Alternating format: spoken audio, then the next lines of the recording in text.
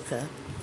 And this is my part two of the story that I started giving you yesterday.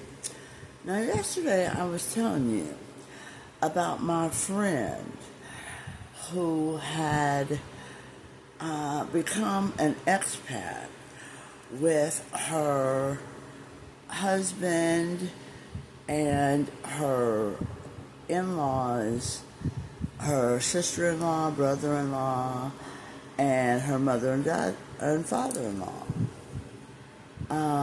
But unfortunately, what happened when they got to the new country that they became expats in, all the husbands died. So it just left the women.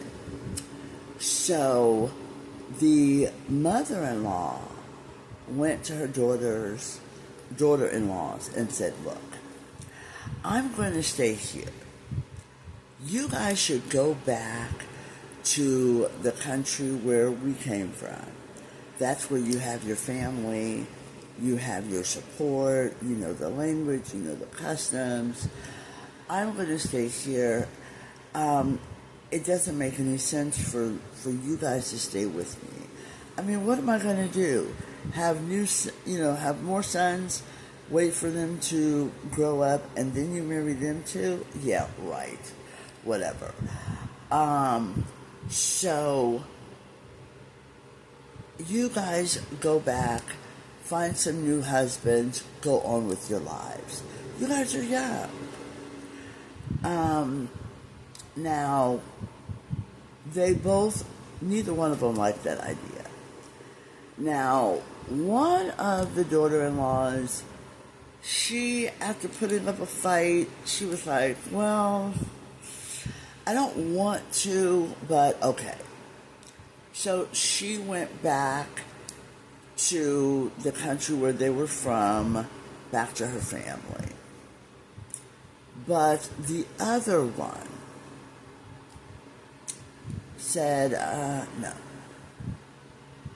When we left as a family, I vowed to stay with you and my husband and his family.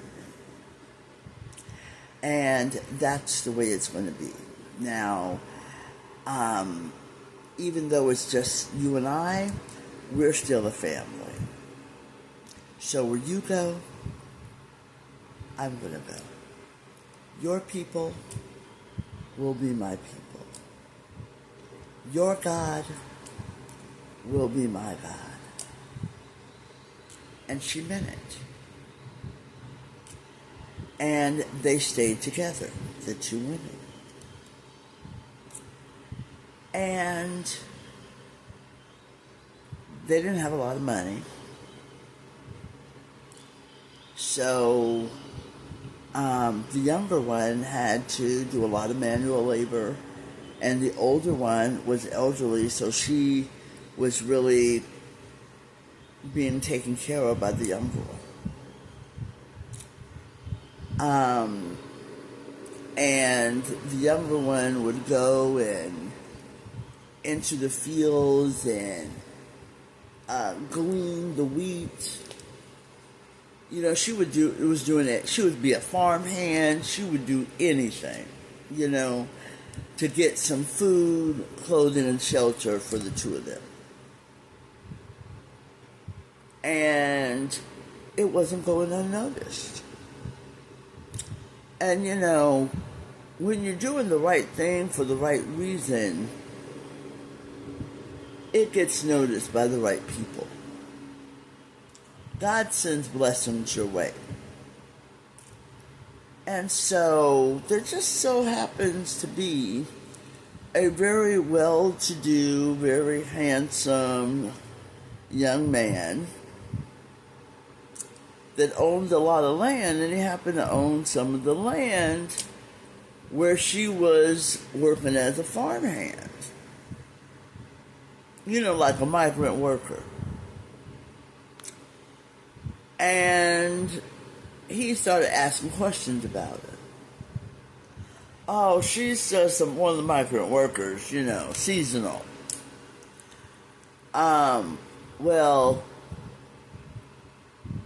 he started requesting that they put a lot of work her way so that she can get more pay. And that's how it got started. And so she was bringing home, getting extra bonuses in terms of maybe some extra food, some extra dollars. And the older lady was noticing, what is this? I don't know. I've just been getting all these extra gifts and bonuses at the end of my workday. Sounds like the bosses might be a little sweet on you, I think, maybe. Why don't you put on your best dress and present yourself to him one evening and see where it leads? And she listened. And it led to something. Now, if you like to hear the rest of the story, click on the link. It's the book of Ruth. My favorite book of the Bible.